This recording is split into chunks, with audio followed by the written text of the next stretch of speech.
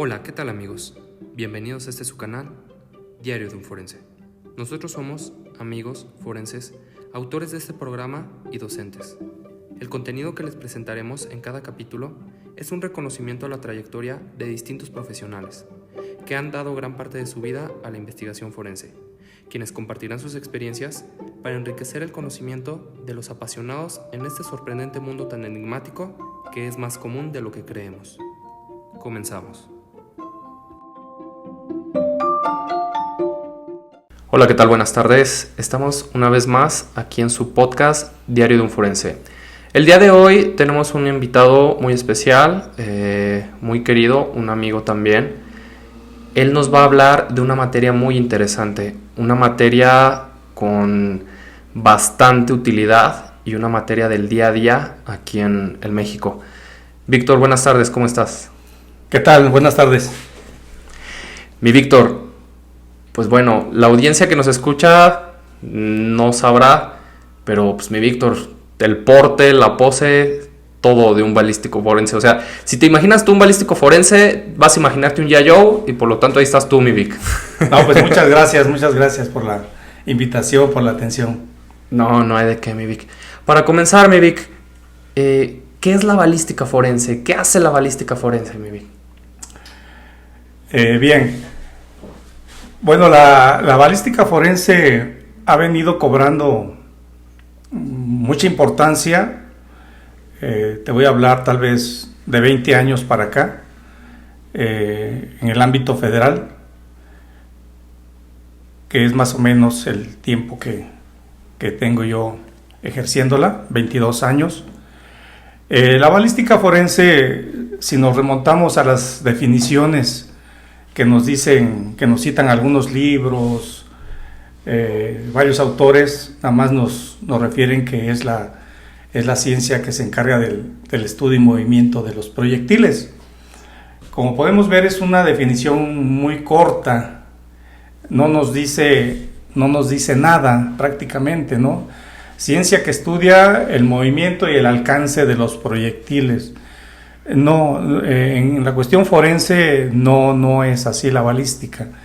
En la cuestión forense la balística es balística interior, exterior y de efectos, ¿no? ¿A qué me refiero con esto? Vamos a analizar propiamente las armas de fuego de forma integral. Vamos a analizar las armas de fuego en cuanto a su estructura, su ficha técnica, los datos de identificación, el tipo, la marca, el modelo, la matrícula, el país de fabricación, el importador.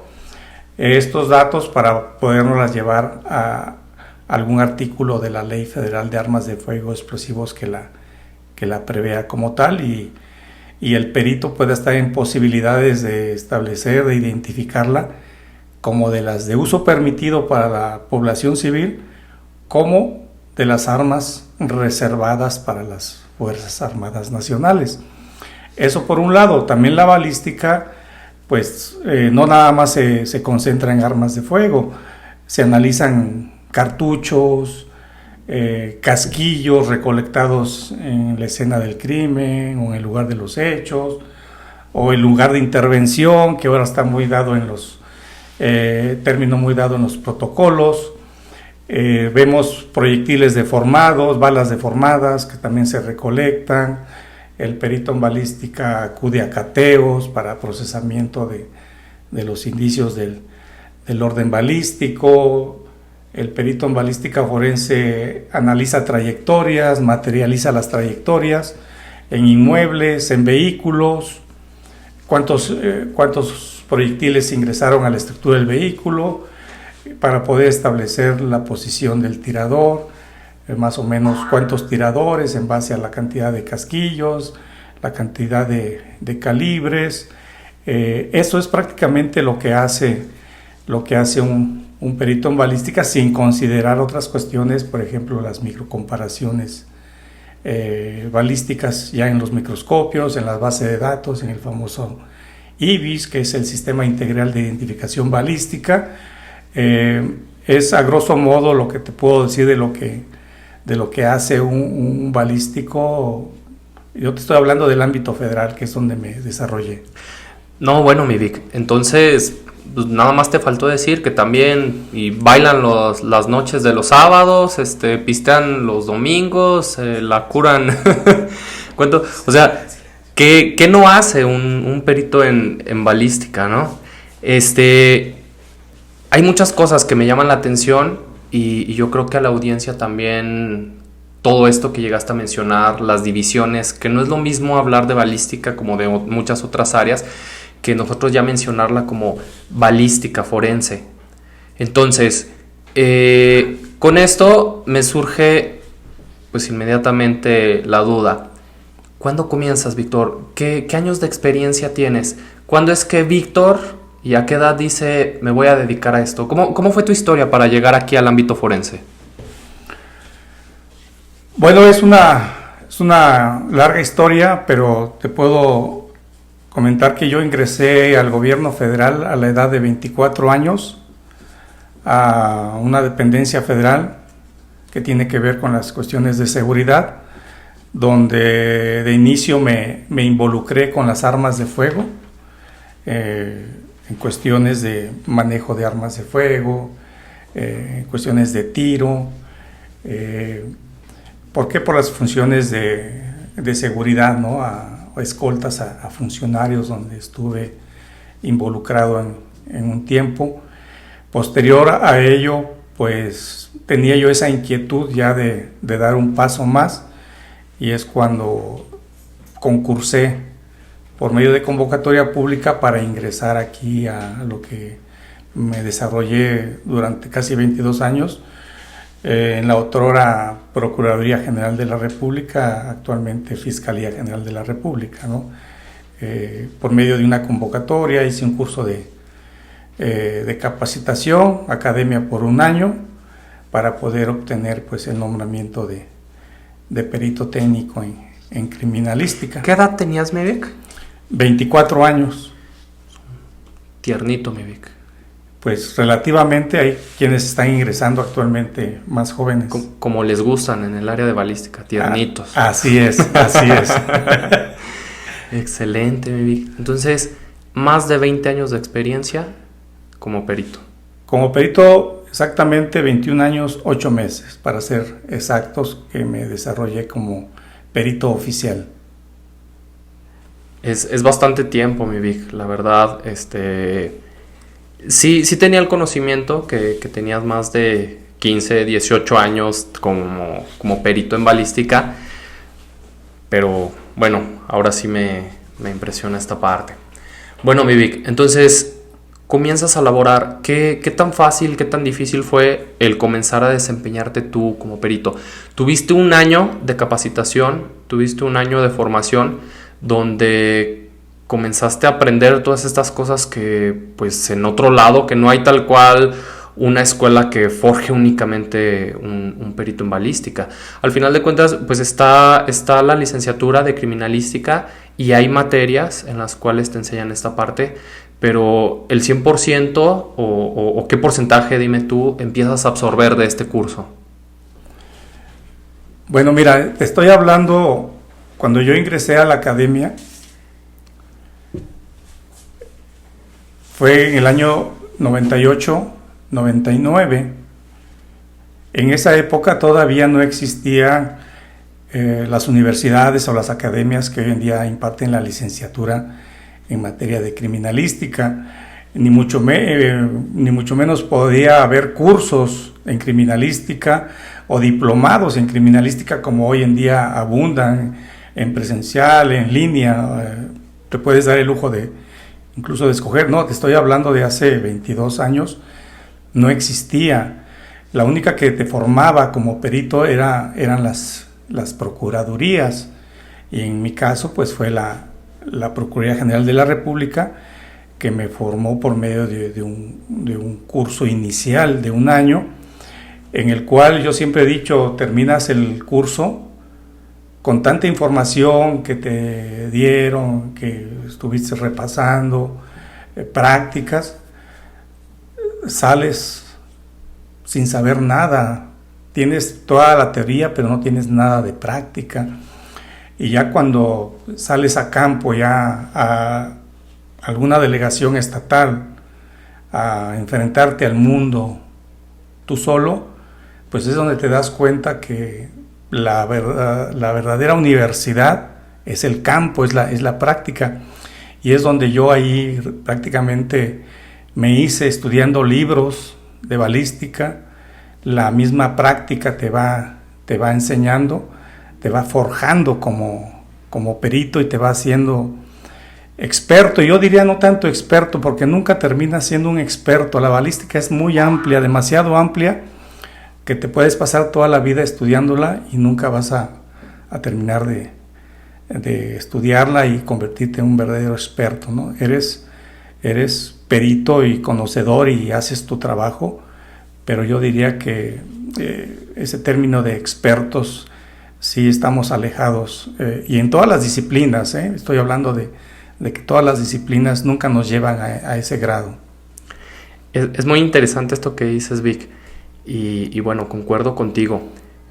Luego la gente que suele hacer posgrados, la gente de maestría, la gente de doctorado, es la que se da cuenta que por leer, por investigar, por hacer, falta un chingo. Yo creo que la persona que realmente dice, ya lo sé todo, soy muy bueno en esta área, es una persona que le falta. Concuerdo contigo en ese sentido.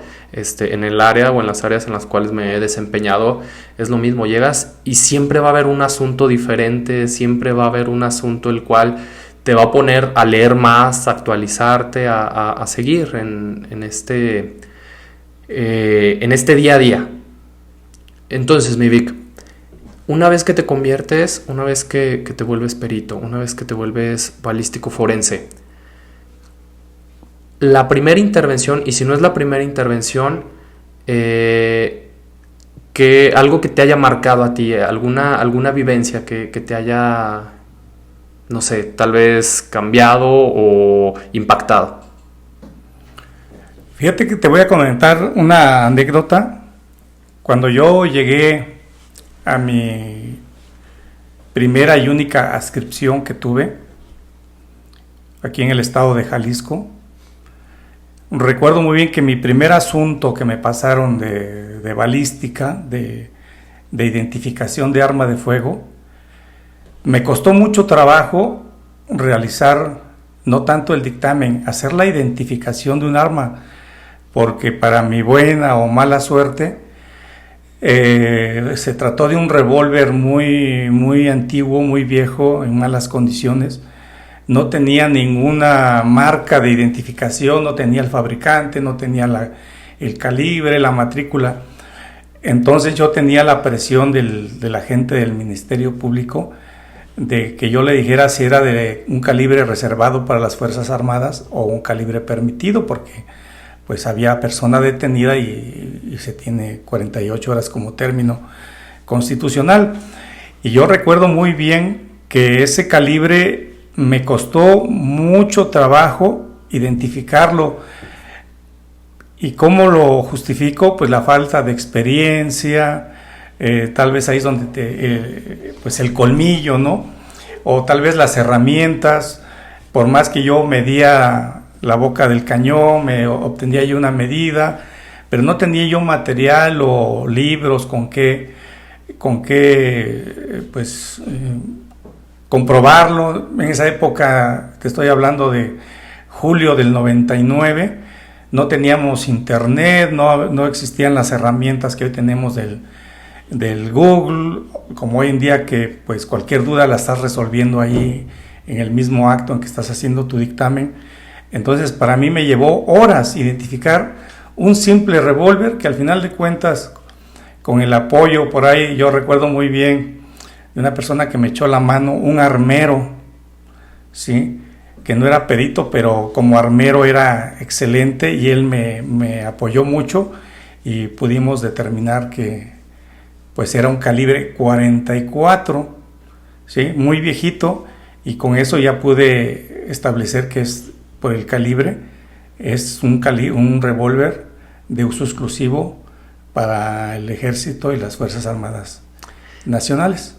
Con esto, mi Vic, me surgen dos dudas. La primera, nos empezaste a hablar de calibres. ¿Cómo es que se distinguen? ¿Cómo es que se clasifican? ¿Cómo es que se maneja esto de calibres a la audiencia que nos escucha, a la gente que desconoce? ¿Cómo podrías explicarle tú a qué se refiere esto del calibre? Sí, es muy interesante la pregunta.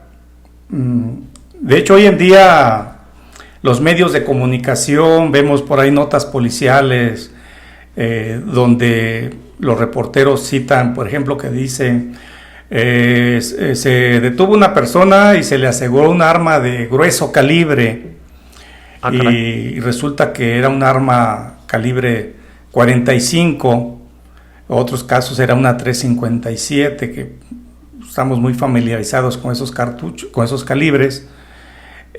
No es un arma de gran calibre ni grueso calibre. Con calma explico eso.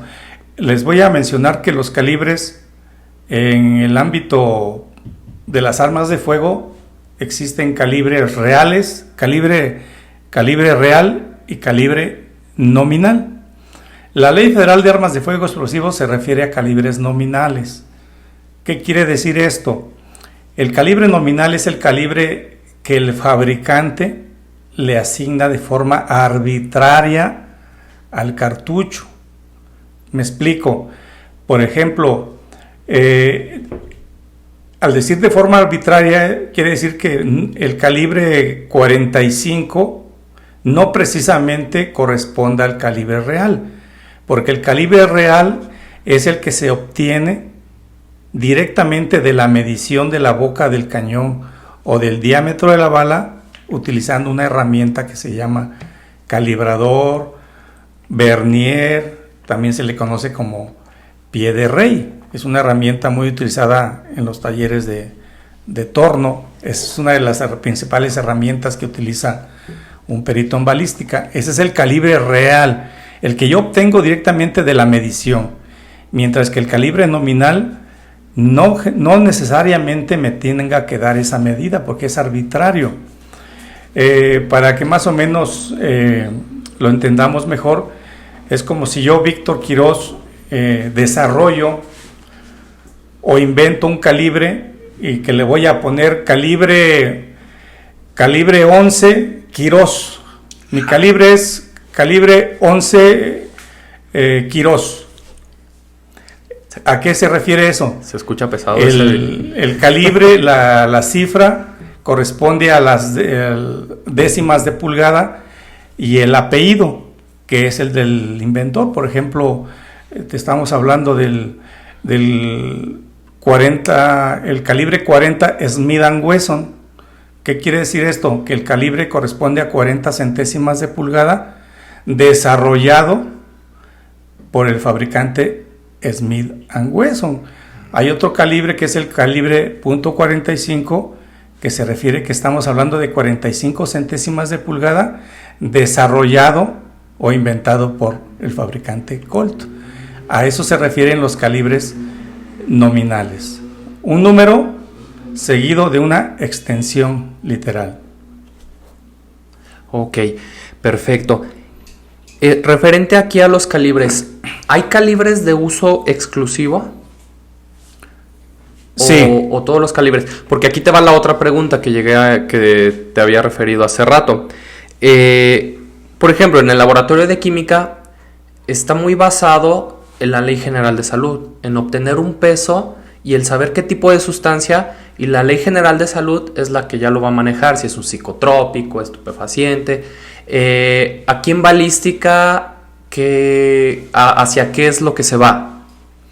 Bien, otra de las herramientas fundamentales en la que debe de basarse el perito en balística forense es precisamente la Ley Federal de Armas de Fuego y Explosivos.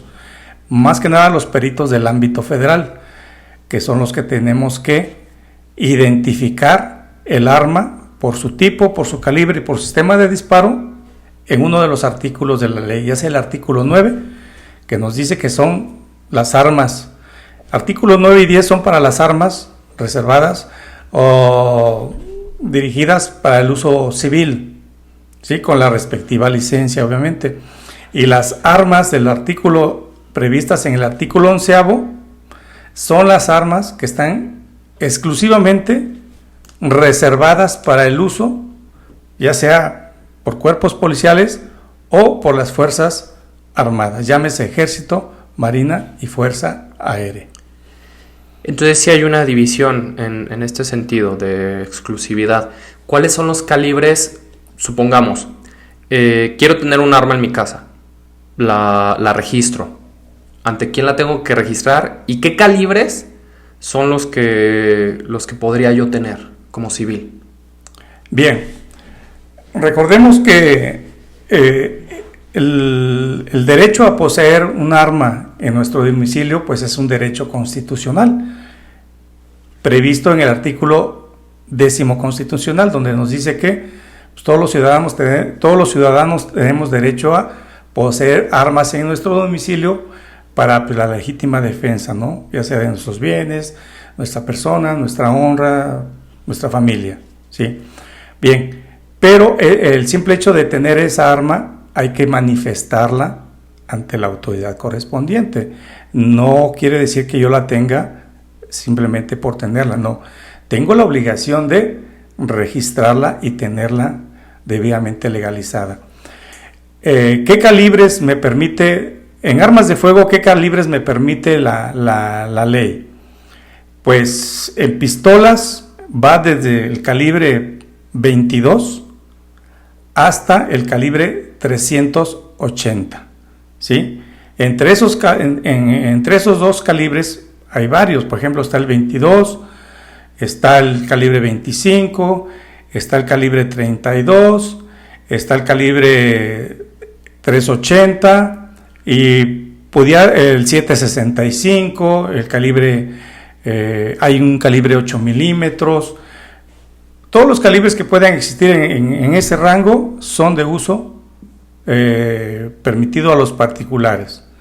En revólvers, de igual manera desde el calibre 22 hasta el calibre 38 especial, siendo los calibres en ese rango, el calibre 22 está un calibre 32 long, el 32, hay un 32 Smith & Wesson y el 380. Previo al 38 especial, previo al 38 especial, en revólver hay un calibre 9 milímetros, que también hay mucha gente se pudiera confundir de que pudiera ser de uso exclusivo. No, eso también podríamos explicar eso, el por qué en revólvers el calibre, los calibres difieren en pistolas.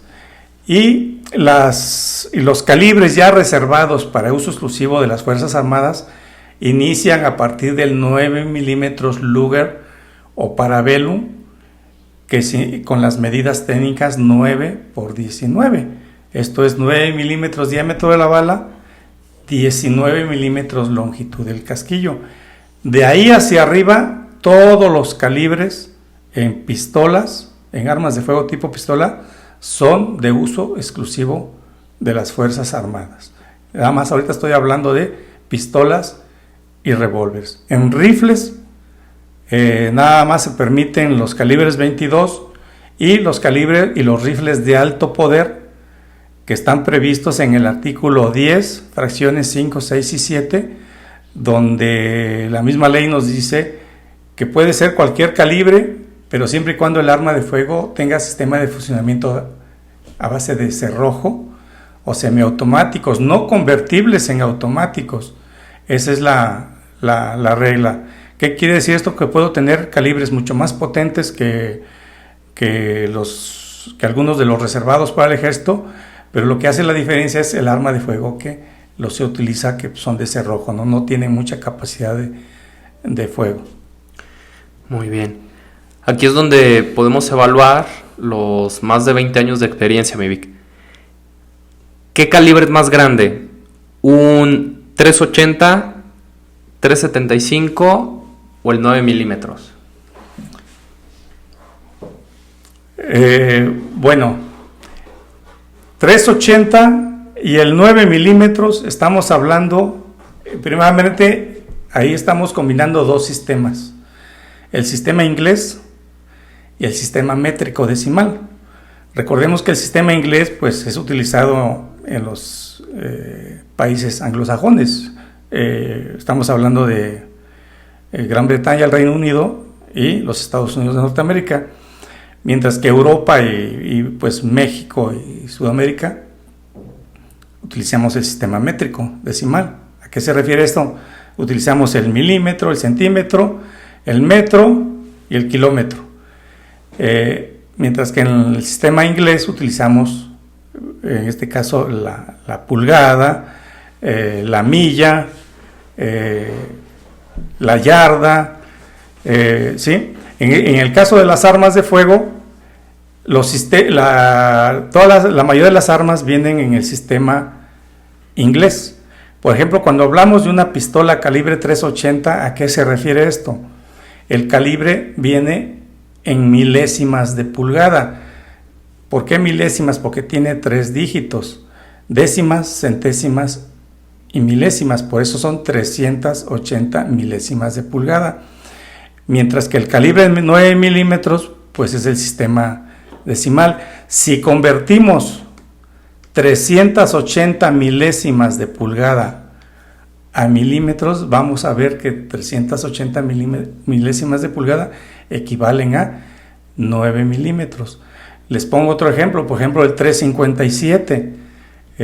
Mucha gente pensaría que el 380 es superior al 357 por la cifra, ¿no? No, son iguales. 357, 380, 38 especial, 9 milímetros, 38 super, todos son calibres 9 milímetros. Lo que los hace diferente es que unos vienen en sistema inglés y otros en sistema decimal. Unos son calibres nominales, como ya dije, el calibre fue dado de forma arbitraria, pero todos reúnen una condición que tienen una bala de 9 milímetros de diámetro. No, Vivek, pues ¿qué te voy a agarrar de bajada yo? Realmente esto fue en las clases de balística, en el posgrado que llegué a tener, que nos hizo esta pregunta. Entonces, pues a uno sí lo agarra de bajada, pero a ti... Yo hasta la tuve que apuntar con decirte eso para preguntártela, pero no. Bueno, no más para dejarlo en claro. El calibre más alto y el calibre más bajo o pequeño, ¿cómo lo debo de mencionar? Bueno, hay 3, en las armas de fuego nada más hay 3 calibres: pequeño, mediano y grueso calibre, o también conocido como gran calibre.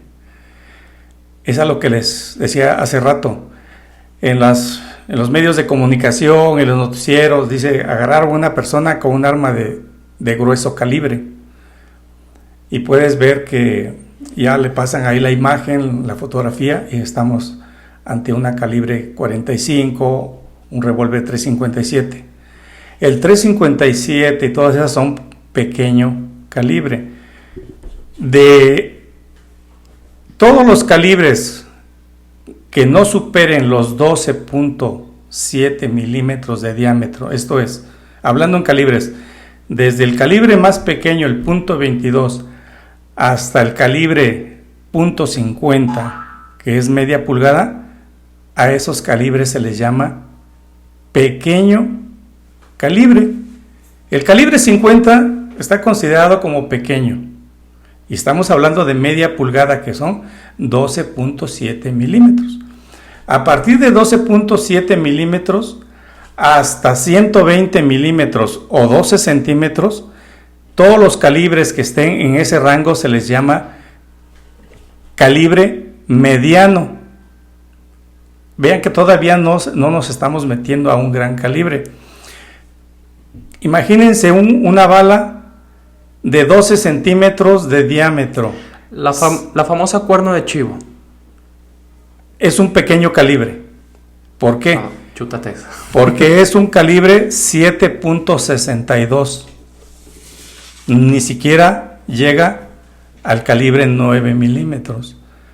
y de 120 milímetros o 12 centímetros hacia adelante, todas las balas o proyectiles, cartuchos, misiles que existan, que hay, se les denomina gran calibre o grueso calibre. Ok. Muy interesante, la verdad. Yo creí que iba a ser mediano o hasta podría ser grande lo que es el cuerno de chivo. Yo creo que a mí, como a muchos de nosotros, nos has abierto en este sentido los ojos o nos has brindado de esta información demasiado interesante. He llegado a ver que algunas armas las denominan o le suelen dar algún apodo. Por ejemplo, el cuerno de chivo, que ha de tener su historia o es únicamente por la morfología de esta. Y también he escuchado de una muy famosa, la matapolicías. ¿Qué arma es esta, Víctor? Bien, la matapolicías es una pistola, es un arma de fuego tipo pistola que salió allá en los 90s. Causó gran innovación, llamó mucho la atención. Es un calibre 22 prácticamente, es una bala muy pequeña. Cuando yo me refiero al calibre 22, si convertimos 22 centésimas de pulgada a milímetros, estamos hablando de 5.56 milímetros, o sea, 5.6 milímetros, pasadito del medio centímetro, ¿sí? A eso se refiere ese calibre, muy pequeño. ¿Por qué se le designó matapolicías? Bueno, hagamos un poquito de historia. Esa bala tiene la capacidad de atravesar un chaleco antibalas, 40 milímetros de Kevlar. ¿Por qué tiene esa capacidad? Por la velocidad y el tipo de bala. Sale a un promedio de 650 a 700 metros por segundo. Es una bala totalmente aguda, de punta. Entonces tiene esa capacidad de atravesar un chaleco antibalas. Y recordemos que generalmente, ya vamos a regresarnos a los tiempos más tranquilos de la sociedad, en que los chalecos antibalas únicamente los usaban los policías. Hoy en día, pues un chaleco lo consigues en cualquier tienda de artículos policiales, los compras en internet, tienes acceso a esos productos. Y esto es legal, no hay ninguna problemática con eso. Exactamente. Entonces, hubo eventos en que pues esa bala tenía esa capacidad y tiene esa capacidad de atravesar un chaleco, y obviamente ¿a quién usaba el chaleco? Un policía. Por eso se le llama matapolicías, porque tiene una bala que sale pues a una velocidad promedio de 650 a 700 metros por segundo, pero pues en cuestiones generales cualquier arma de fuego, cualquier bala mata, hasta una simple 22 LR apuntada a un lugar, a una zona vital del cuerpo, te va a causar la muerte. Exactamente, al final de cuentas es un riesgo potencial, es inminente el hecho de disparar un arma. Otra duda que tengo, mi Vic, ¿es necesario que haya combustión para que se considere arma de fuego o no es necesario? Porque si hablamos de fuego estamos hablando de combustión. Sí. Interesante pregunta. Aquí la vemos el próximo capítulo. Así es. Me la dejas de tarea. Aquí tenemos que irnos a las definiciones de arma de fuego. ¿Qué es un arma de fuego? Porque hay armas de fuego y hay armas blancas. Las armas blancas, pues son todos los objetos cortantes, ¿no? Y se les designó armas blancas por el brillo, ¿no? De la hoja, ¿no? Que brillaba y reflejaba la luz. De ahí tal vez venga ese término. En armas de fuego, ¿por qué? Arma de fuego, que es todo instrumento, máquina, objeto, artefacto que ha sido diseñado, modificado, alterado, adaptado, con el único fin de impulsar una bala a gran velocidad, aprovechando para ello las presiones generadas por la combustión de la pólvora. ¿A partir de qué? De un fulminante, una chispa, vamos. El cápsul que todo cartucho tiene provoca una chispa.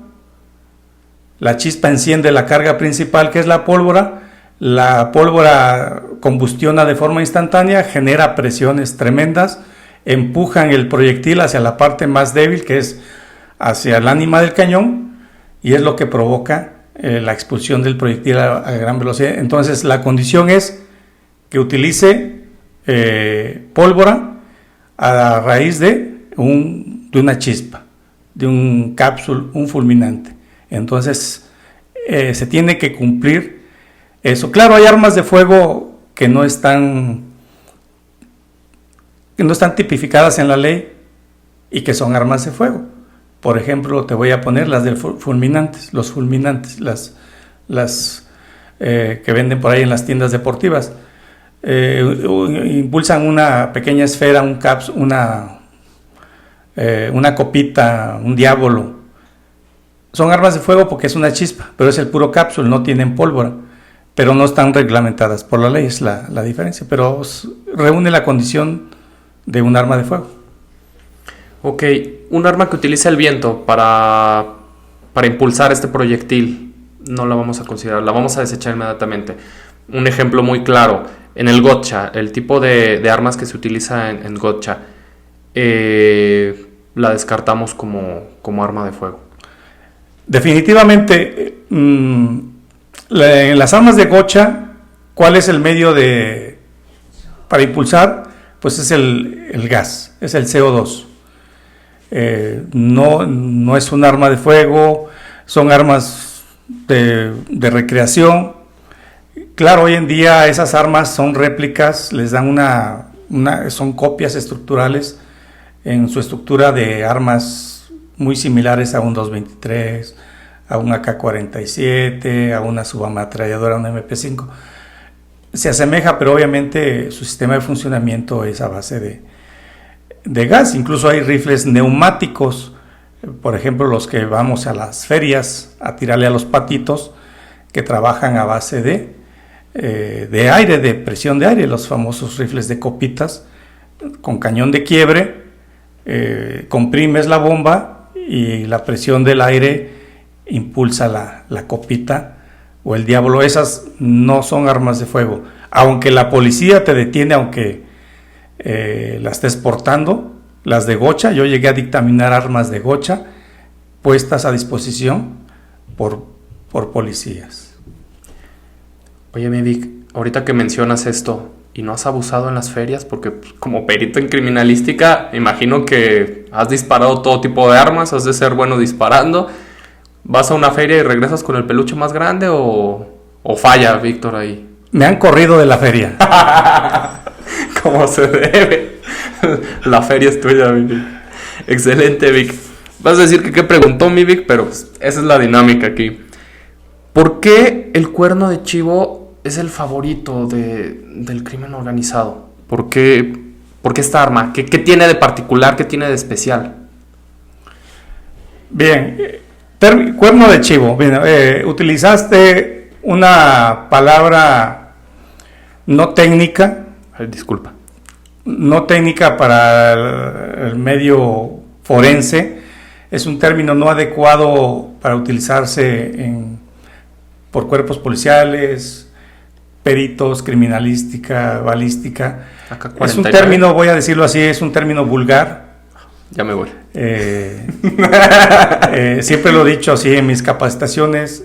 Claro, aquí en lo económico, tal vez en reuniones informales, para darnos a entender, a veces sí lo mencionamos, pero ya en un documento, en una plática con autoridades, ahí con tus jefes, con tu delegado, pues vas a decir el término correcto, que es También se le conoce como AK-47. También está mal dicho.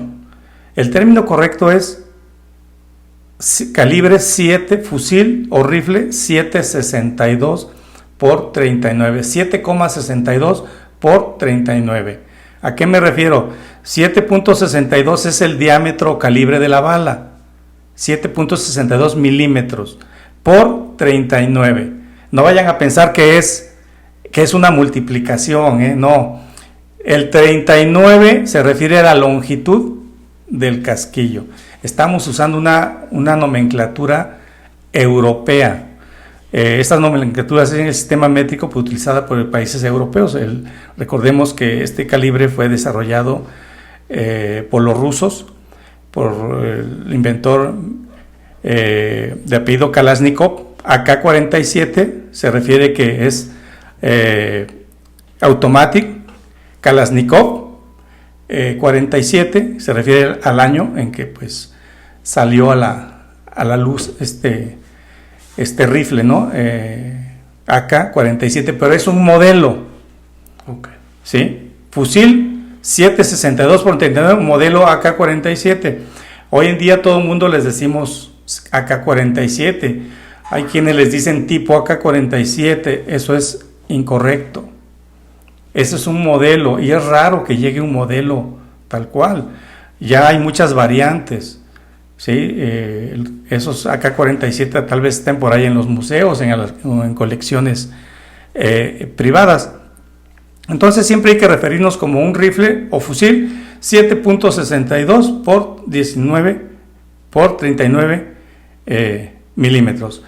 Ahora, atendiendo a tu pregunta, ¿por qué el favorito? No sé si sea además el favorito, pero lo que te puedo decir es que es un arma, lo voy a decir así, prácticamente indestructible. Muy sencilla en sus acabados, en su material, pero es sumamente resistente. Yo llegué a dictaminar armas súper maltratadas, desgastadas, oxidadas, mal, muy viejas y funcionando al 100%. Es un arma, es una maravilla en cuanto a su funcionamiento, muy resistente en sus materiales. Yo pienso que a lo mejor por eso la hace la favorita, porque está casi libre de mantenimiento. Ok. El arma favorita de Víctor. Mi arma favorita. La cuchara para cocinar.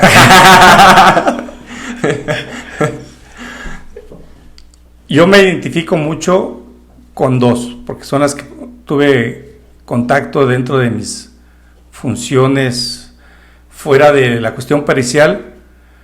La Browning, la 9 milímetros Browning de fabricación hecha en belga, es también conocida como High Power. Muchos la relacionan como modelo, no es un modelo, es High Power, es gran poder.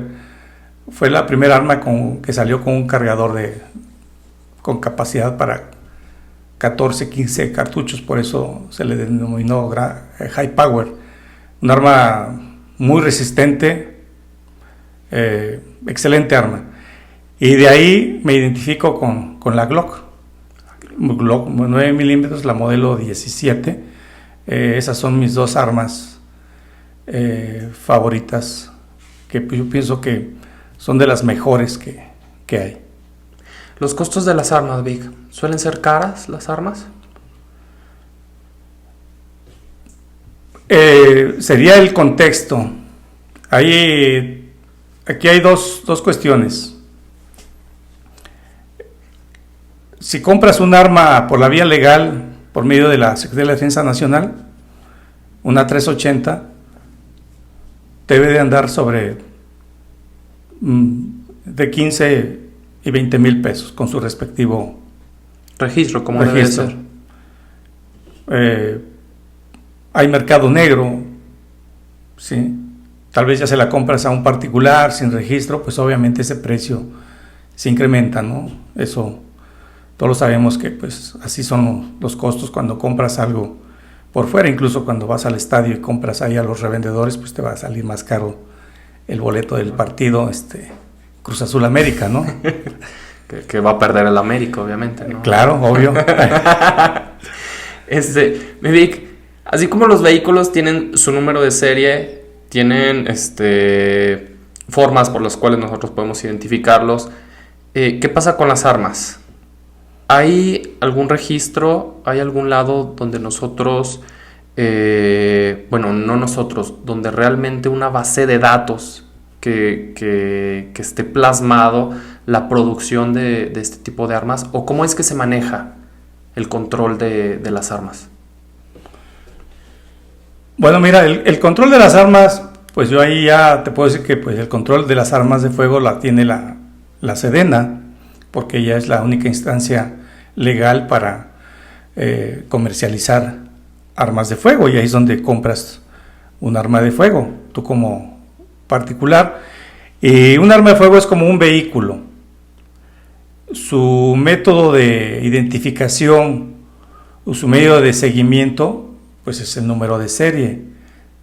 ¿Cómo identificamos un arma de fuego?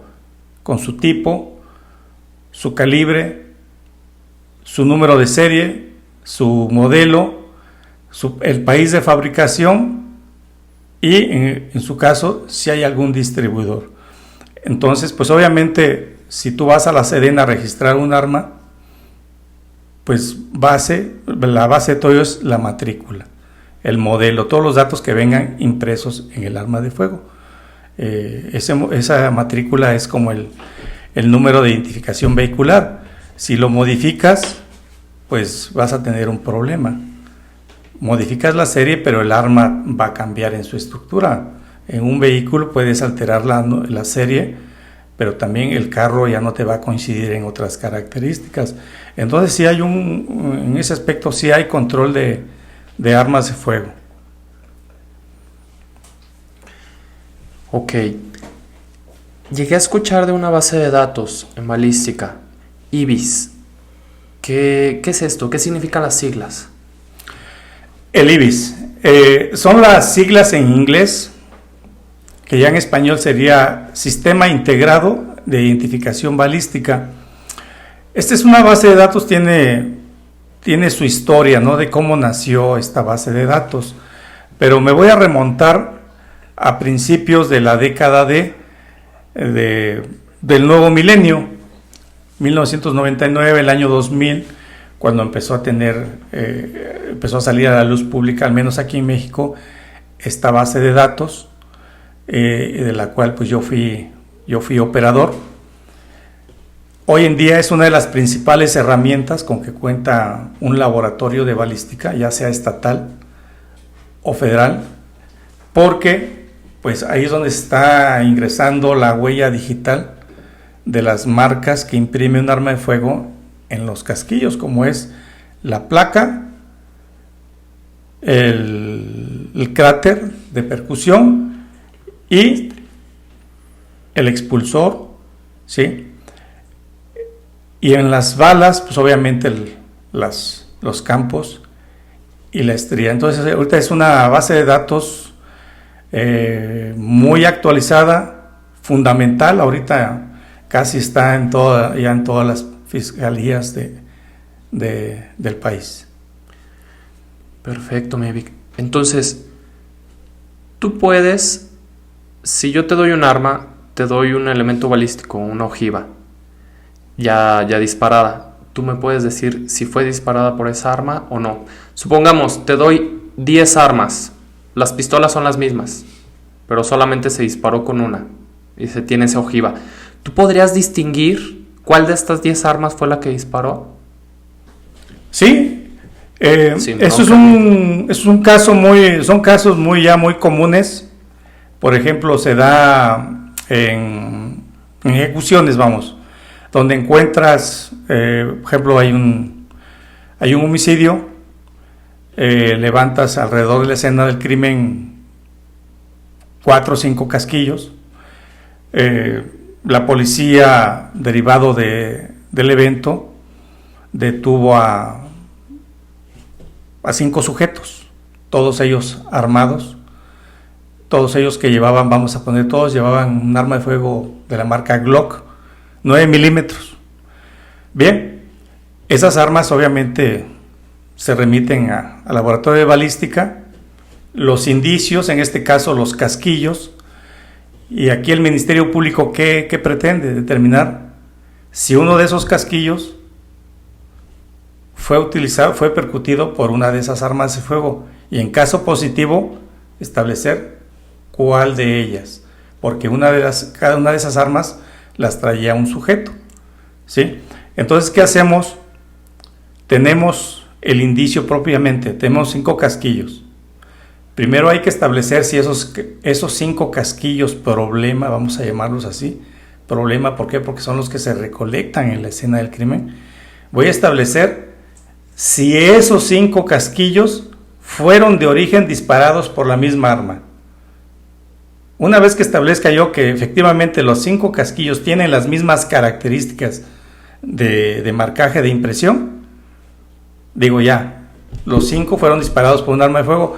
Ahora tengo que establecer cuál de esas 5 armas. ¿Cómo lo voy a hacer? Voy a hacer disparos de prueba, disparos controlados, para recabar balas y casquillos. Voy a hacer 3 disparos, o 4, es a criterio, tal vez 5. ¿Dónde haces estos disparos, Medic? ¿Al cielo, en medio de la ciudad? Si se puede, sí, es obvio. Obviamente todo esto tiene un proceso. Llega el primer respondiente, se acordona el lugar, se protege, llegan los peritos en criminalística, en balística, procesan, levantan los indicios, los casquillos, los embalan, les inician su registro de cadena de custodia y se entregan al policía de investigación para que sean ingresados a la bodega de indicios, lugar al cual el perito en balística acude a extraer esos indicios para llevárselos a su laboratorio, en la misma sede. En el laboratorio de balística hay un área que se llama el área de disparo. Muchas veces puede ser una tina de agua, a veces es un tubo recuperador lleno con estopa o fibra de Kevlar, ya dependiendo del laboratorio. Haces tus disparos, obtienes balas, obtienes casquillos. En este caso les vamos a llamar testigos. ¿Por qué testigos? Porque los estás obteniendo de una forma controlada. Bien, ya que una vez obtuviste casquillos, testigo, de las 5 armas, ahora vas a confrontar, si tienes identificada del arma 1 al 5, vas a confrontar casquillos arma 1 con problema 1. Nada más tenemos un problema porque ya establecimos que los 5 casquillos fueron disparados por una sola arma, entonces nada más lo voy a cotejar con uno solo. Arma 1 con problema 1. Me los llevo al microscopio de comparación y digo, no tiene las mismas características. O sea, arma 2, problema 1. No, y así. Arma 4, problema 1, tampoco. Arma 5, testigo, problema 1, y efectivamente ahí ya me da correspondencia en cuanto a características de clase, de subclase, características individualizantes, esto es, me coinciden las marcas de la placa de cierre, el cráter de percusión, la marca de eyección. Todas esas características yo las voy a correlacionar y puedo establecer que el arma que traía el sujeto número 5 o el arma número 5 fue la que se utilizó para privar de la vida a esta persona en el lugar de los hechos. Excelente, mi Vic, perfecto. Mi Vic, ya por último, para terminar, mitos y realidades. Se ha llegado a escuchar que un colchón puede detener un elemento balístico, el que hay una prueba para la identificación de temporalidad de disparo de arma de fuego, suelen llamar que es la de Gries. ¿Qué otras cosas has escuchado tú o en este ámbito forense de balística forense, mitos y realidades, Mavic? Bueno, mira, eso de que el colchón, bueno, vamos a irnos a las películas policiales. Ustedes ven que en las películas de acción, en los tiroteos, los policías o los malos se cubren atrás de las puertas de los vehículos o de unos tambos o de unos bidones. De la mesa, levantan la mesa, ponen la mesa y detrás de la las mesa. Películas de esas de balaceras de cantina, las mesas de madera, las pongo y me cubro y ahí paran las balas, o ya en las películas más modernas sacan chispas de las puertas de los vehículos o de los tambos. No es cierto, una bala no va a sacar chispas y mucho menos en las puertas de los vehículos. Una puerta no te detiene una bala. La bala, cualquier calibre, va a atravesar la puerta de lado a lado. Incluso hay armas que atraviesan el vehículo de lado a lado, ¿sí? sin ningún problema. Es otro de los mitos, ¿no? De cómo te cubres de las balas. Otro de los mitos es, por ejemplo, el calibre 45, que dicen que el calibre 45, pues, dicen que si te pegan el pulgar, en el dedo pulgar, es capaz de derribar a una persona. No es cierto, o sea, sí tiene ese poder de detención, pero no al grado de que si te pegan un dedo en el dedo pulgar, te va a detener en seco.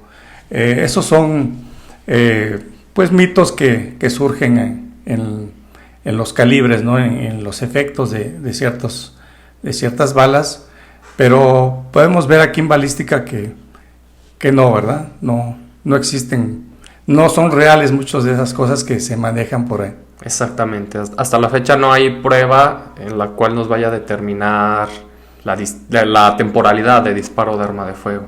O sea, puede haber ahí la cantidad de nitritos de que ha sido disparada, pero hasta donde yo sé, y no sé, tal vez tú me puedes corregir, todas las armas antes de que salgan o antes de ser vendidas son probadas. Es correcto. De hecho, las armas en sus estuches vienen con sus dos casquillos con las cuales esa arma fue probada. Entonces te comento la temporalidad. Efectivamente hay casos en que el Ministerio Público solicita al perito, vamos a concentrarnos así, al perito químico que le realice la toma de muestras de nitritos al arma, la famosa prueba de Gries, para establecer si el arma ha sido disparada. Es una prueba que le puede ayudar o le puede perjudicar al Ministerio Público. Ahí tiene que tiene que usar mucho el criterio el Ministerio Público, porque el perito químico únicamente va a tomar sus muestras del cañón y de la recámara del arma, y mediante unos reactivos va a dar positivo a nitritos. ¿Qué va a decir el perito? Positivo, el arma sí ha sido positiva para nitritos, cloratos, nitritos, no sé, por lo tanto sí ha sido disparada. ¿Cuándo? No lo sabemos, eso no se puede establecer, porque tú puedes ir a un campo de tiro a disparar tu arma y tenemos el mal hábito de que no limpiamos nuestra arma y la dejamos ahí por un año, que nunca más la volvimos a usar, y esos nitritos están ahí. Si algún día le hacen esa prueba, obviamente va a salir positiva. ¿Para cuándo? Pues no te va a decir que fue un año atrás. Esos nitritos aparte están haciendo un efecto sobre la superficie del cañón que la puede incluso maltratar. Exactamente, mi Vic. Bueno, mi Vic, pues muchas gracias.